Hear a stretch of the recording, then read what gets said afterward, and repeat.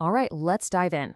We're about to completely change how you think about social connection. And believe it or not, it all kicks off with one simple question. So let's just cut to the chase. Is social anxiety a weakness? Is it some kind of personal flaw you're just supposed to, get over? I'm willing to bet you've asked yourself that exact question, probably while standing awkwardly in the corner of a crowded room. Well, the answer is a huge, emphatic no. Social anxiety isn't a bug in your system. It's actually your social survival instinct, a brilliant piece of evolutionary programming that's working exactly like it's supposed to. Let's unpack what that really means. Okay, to really wrap our heads around this, we've got to reframe the whole thing. I want you to stop thinking of your anxiety as the enemy. Instead, think of it as a kind of hidden superpower, one that links you directly to your ancestors. Think about it. For like millions of years, our survival literally depended on being accepted by our tribe. If you got rejected, you were cast out, and that was basically a death sentence. So your brain is still running that ancient life-saving software. That feeling you get, it's not a bug, it's a feature, and it was designed to keep you safe. You know that physical feeling, right? The racing heart, the butterflies in your stomach?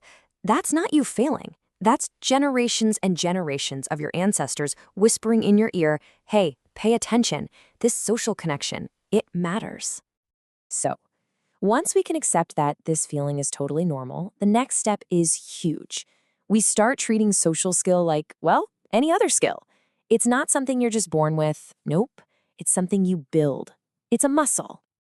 In the comparison to working out at the gym, it's almost a perfect one-to-one. Instead of doing reps of bicep curls, you're going to do reps of social micro skills. The action isn't lifting a heavy weight, it's something as simple as asking a question. And just like in the gym, real growth comes from deliberate practice, giving your brain time to adapt and forge those new neural pathways. So, what do these social reps actually look like in the real world? Well, they're small, they're manageable, and they are so powerful.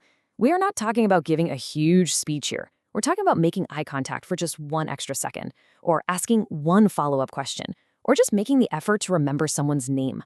Every single one of those is a successful rep that makes your social muscle that much stronger. Okay, so we've got the mindset down. We're seeing anxiety as an ally and social skill as a muscle. Now it's time to open up the toolkit and look at the specific tools you can use to build amazing conversations. And here's the thing. The most powerful tool in that kit isn't what you say. It's how you listen. Seriously, the best conversationalists on the planet, they live by this 70-30 rule. You spend most of your energy, 70% of it, listening. Not just waiting for your turn to talk, but really trying to understand. When you do that, you actually give the other person's brain a little hit of dopamine, and they walk away feeling like they just had a fantastic, meaningful conversation. And what powers that kind of deep listening? It's just one thing: genuine curiosity. Your whole focus shifts away from that internal panic of, oh my gosh, what do I say next? And it moves toward discovery. What can I learn from this person? It's like every single person you meet is a walking library of experiences. And your curiosity, that's the key that unlocks the door. So how do you actually use that key? Well, here's a simple, super effective technique called the question funnel. You start broad with simple facts. Then you get a little more specific. You ask about their opinions. And finally, you go even deeper and ask about feelings. See how that works? Each step builds on the last, and it naturally guides the conversation from surface-level small talk to a real, genuine connection. Okay, this next one is a total game changer. Do you ever worry that you're just going to run out of things to say? With a technique called conversational threading, that becomes pretty much impossible. Imagine someone says, I just got back from a crazy business trip to Japan. Boom. Right there in that one sentence, you have at least 4 different threads you can pull on. You could ask about the business, about the travel itself, about Japan, or why the trip was crazy. You just pick one, and the conversation keeps flowing effortlessly. So now we've got the tools to have great conversations. The next level is figuring out how to turn those great conversations into real, lasting connections. And this is a really important distinction to make. We often think we need to come across as perfectly confident and put together. But here's the secret. Showing confidence might get you respect, but showing a little vulnerability, just showing that you're human, that's what gets you trust. Now hold on, this does not mean you should overshare all your deepest, darkest secrets. No way. It's a strategic, step-by-step thing we call progressive vulnerability. You start small with a minor relatable struggle. Something like, wow, I was pretty nervous about this meeting too. That one little comment gives the other person permission to be human.